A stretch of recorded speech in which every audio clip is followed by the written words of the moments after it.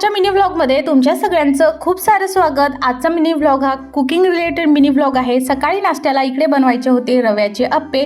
So इकडे मी घेतलेला आहे साधारणतः 1.5 कप रवा आणि त्यामध्ये मी अर्धा कप दही टाकलेलं होतं आणि पाणी टाकून याची कन्सिस्टन्सी ॲडजस्ट केलेली आहे। खूप छान लागतात हे रव्याचे अप्पे, नक्की ट्राय करा।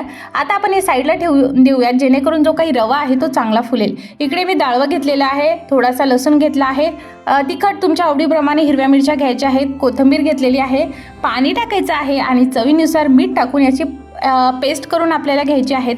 तुम्ही कशा पद्धतीची चटणी अप्प्यांसोबत खाता मला तेही कमेंट करून नक्की सांगा। इकडे आपली चटणी तयार झालेली आहे, याला सुद्धा आपण तडका देणार आहोत। त्याआधी तुम्हाला ज्याही भाज्या आवडतात त्या तुम्ही यामध्ये टाकू शकता। मला फक्त कोथिंबीर आवडते। इकडे मी तेल घेऊन आणि त्यामध्ये मोहरी टाकून हा तडका चटणीमध्ये आणि आपल्या बॅटरमध्ये सुद्धा टाकलेला आहे। कढीपत्ता सुद्धा टाकू शकता, माझ्याकडे नव्हता। आणि आपलं हे काही चटणी आहे ती रेडी झाली आहे आणि अप्प्याचं बॅटर सुद्धा रेडी झालंय। चवीनुसार मीठ टाकायचं आहे, थोडासा बेकिंग सोडा टाकायचा आहे। बेकिंग सोडा अवॉइड सुद्धा करू शकताय जर लहान मुलांना देत असणार। आणि त्यानंतर इन्स्टंट असे रवा अप्पे नक्की तयार करायचे आहे। डाळींचे जे काही रवा अप्पे आहे ते तुम्हाला आवडत तर असतीलच, कारण ते खूप छान लागतात, पण हे रव्याचे रवा अप्पे सुद्धा नक्की ट्राय करून बघा।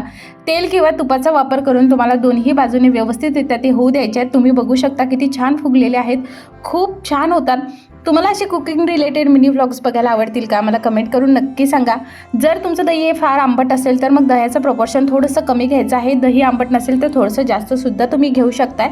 दोन्ही बाजूने व्यवस्थितरित्या होऊ द्यायचं आहे आणि ह्या चटणीसोबत सर्व करायचं आहे। लहान मुलं ते आपल्या घरातील सगळ्यांना हे रवा अप्पे खूप आवडतील आणि हे गरम गरम असतानाच खायचे खूप टेस्टी लागतात। सो तुम्ही सुद्धा उद्या तुमच्या नाश्त्याला वीकेंड आहे त्यामुळे नक्की रवा अप्पे बनवून बघा।